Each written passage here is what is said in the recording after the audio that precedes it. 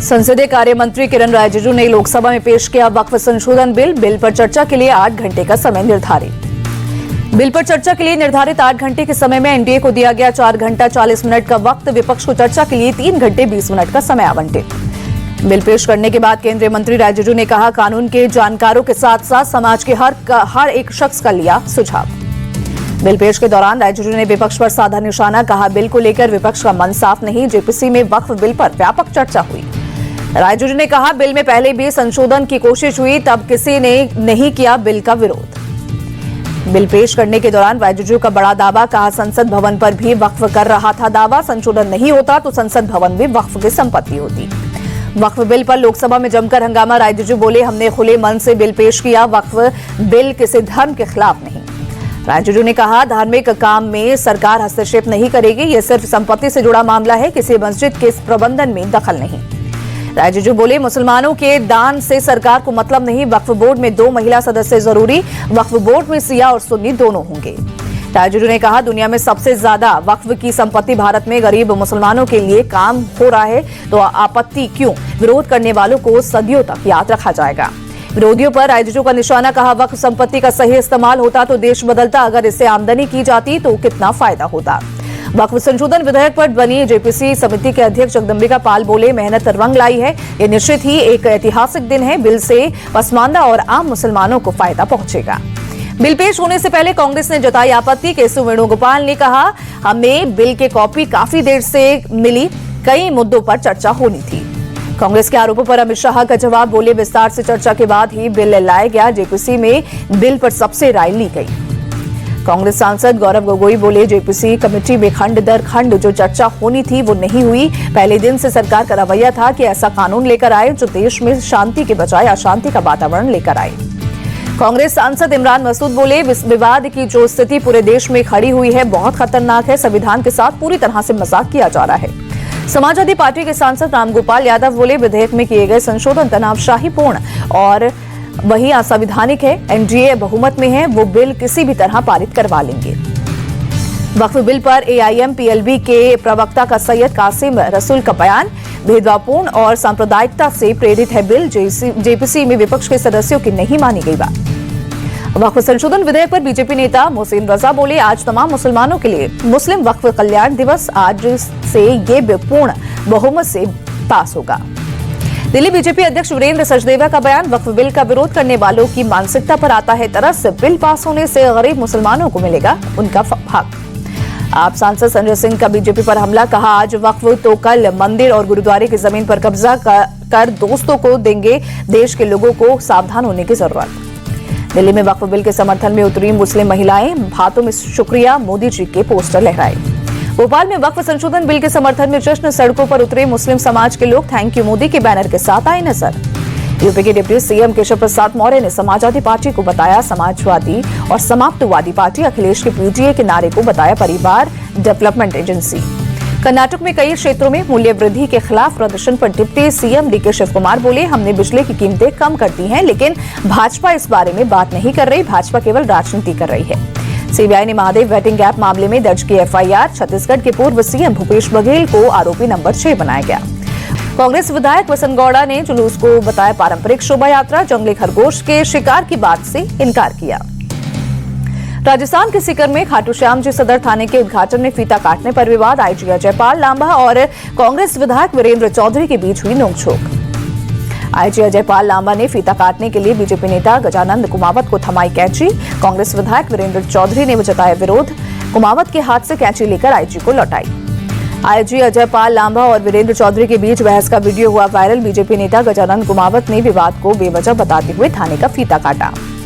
MP CM Mohan Yadav ने भी बनासकांठा हादसे पर किया मुआवजे का ऐलान। एमपी के मृतकों के घर वालों को 2 लाख और घायलों को 50,000 रुपए का मुआवजा दिया जाएगा। सीएम मोहन यादव ने ट्वीट कर मजदूरों की असामयिक मौत पर भी जताया दुख। कहा प्रदेश सरकार मृतक मजदूरों और घायलों के परिजनों की हर संभव मदद के लिए प्रतिबद्ध है। यूपी पुलिस ने संभल से 25,000 के इनामी ऑटो लिफ्टर को किया गिरफ्तार। करीब 30 साल से गाड़ी चोरी के धंधे में शामिल आरोपी पर कई केस दर्ज। जम्मू कश्मीर से लद्दाख को जोड़ने वाला जोजिला पास से ट्रैफिक शुरू। बॉर्डर रोड ऑर्गेनाइजेशन ने रिकॉर्ड समय में बर्फ हटाकर जोजिला पास को खोला। बीआरओ के DG lieutenant general Raghu Srinivasan ने दिखाई हरी झंडी। भारी बर्फबारी की वजह से जोजिला पास से ट्रैफिक बंद हो गया था। 32 दिन बाद रूट खोला गया। देवास के कन्नौज में सरकारी कॉलेज के एक असिस्टेंट प्रोफेसर की शर्मनाक तस्वीर आई। प्रोफेसर जुजैर अली रंगवाला कॉलेज में बनाई गई राधाकृष्ण और तिरंगे की रंगोली को पैरों से रौंदते हुए नजर आए। छात्र संगठन एबीवीपी ने असिस्टेंट प्रोफेसर का वीडियो पुलिस और प्रिंसिपल को सौंपकर कार्रवाई की। वहीं पुलिस ने प्रोफेसर जुजैर अली के खिलाफ केस दर्ज किया। राजस्थान के ब्यावर में फैक्ट्री से गैस लीक में मालिक सहित 3 लोगों की मौत, 50 से ज्यादा लोग घायल। प्रशासन की टीम ने फैक्ट्री को किया सील। अवैध तरीके से चलाई जा रही थी फैक्ट्री। पुलिस ने दर्ज की एफआईआर। बीजेपी मंत्री अविनाश गहलोत अस्पताल पहुंचे, घायलों से किए मुलाकात की। मंत्री ने मृतकों के परिजनों से मुलाकात की और मृतकों और घायलों के लिए मुआवजे का ऐलान किया। श्रीलंका जेल से रिहा 13 भारतीय मछुआरे चेन्नई पहुंचे। श्रीलंका की समुद्री सीमा में मछली पकड़ने के आरोप में श्रीलंका की नेवी ने गिरफ्तार किया था। चंडीगढ़ में पूर्व आर्मी ऑफिसर डिजिटल अरेस्ट का हुए शिकार। फ्रॉड गिरोह ने करीब 3 करोड़ 40 लाख रुपए उड़ाए। अमृतसर में ड्रग स्मगलर की प्रॉपर्टी पर चला बुलडोजर, अवैध निर्माण को गिराया गया। ओडिशा के मयूरभंज में गर्मी शुरू होते ही पानी की हो रही किल्लत, दूर दूर से लोग पानी लाने को मजबूर। नवरात्रि के 5वें दिन दिल्ली के श्री राधा कात्यायनी मंदिर में भक्तों का तांता। आज देवी दुर्गा की पूजा मां स्कंद माता के रूप में की जाती है। अयोध्या में 6 अप्रैल को रामनवमी को लेकर हो रही तैयारी। राम मंदिर को लाइटों से सजाया गया। जोमेटो में बड़े पैमाने पर छटनी, 600 कस्टमर सपोर्ट कर्मचारियों को नौकरी से निकाला। एआई प्लेटफॉर्म के कारण गई जॉब। 745 करोड़ का आईपीओ लाएगी Anand Rathi. Share stock brokers limited SEBI के पास ड्राफ्ट पेपर्स फाइल किए गए।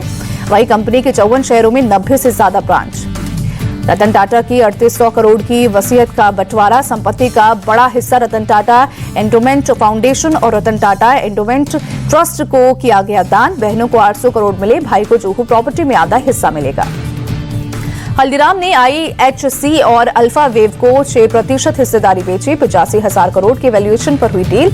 सिंगापुर की टेमासेक भी खरीद चुका है 10% हिस्सेदारी। मार्च में सरकार ने जीएसटी से जुटाए 1,96,000 करोड़ रुपए, वहीं 9.9% की बढ़ोतरी। वित्तीय वर्ष 2002 और 25 में 19,56,000 करोड़ का हुआ कलेक्शन।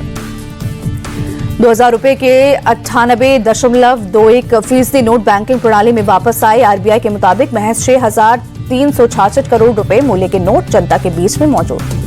म्यांमार में सुबह सुबह फिर लगे भूकंप के तेज झटके। रिक्टर स्केल पर 4.5 मापी गई भूकंप की तीव्रता। म्यांमार भूकंप में अब तक 2,719 लोगों की मौत, 4,000 से ज्यादा लोग घायल, 441 लापता लोगों की तलाश जारी। भारतीय एयरफोर्स का C-130J विमान पहुंचा मांडले। करीब 16 टन राहत सामग्री लेकर पहुंचा भारतीय विमान। थाईलैंड के बैंकॉक में रेस्क्यू के दौरान 2 शव हुए बरामद। भूकंप की चपेट में आने से अब तक 21 लोगों की मौत। म्यांमार और थाईलैंड के बाद पाकिस्तान में भी लगे भूकंप के झटके। बलूचिस्तान के उथल से 65 किलोमीटर दूर रहा केंद्र। रिक्टर स्केल पर 4.3 मापी गई तीव्रता। आईपीएल के 14वें मैच में आज रॉयल चैलेंजर्स बेंगलोर और गुजरात टाइटंस की होगी भिड़ंत। बेंगलोर के चिन्नास्वामी स्टेडियम में शाम 7:30 बजे शुरू होगा मुकाबला। आईपीएल में रॉयल चैलेंजर्स बेंगलोर और गुजरात टाइटंस के बीच अब तक 5 बार भिड़ंत हुई। आरसीबी ने 3 मुकाबले जीते, 2 में जीटी ने मारी बाजी। बेंगलुरु के चिन्नास्वामी स्टेडियम में विराट कोहली के नाम T20 में सबसे ज्यादा रन बनाने का रिकॉर्ड आईपीएल 2025 में फिल सॉल्ट ने भी की है। 23 से शुरुआत कोहली सॉल्ट की जोड़ी आज मचा सकती है धमाल। अजीसो रबाड़ा और मोहम्मद सिराज आरसीबी के बल्लेबाजों को कर सकते हैं परेशान। सिराज के खिलाफ देवदत्त पट्टिकल का प्रदर्शन खराब। विराट कोहली को रबाड़ा 4 बार कर चुके हैं आउट।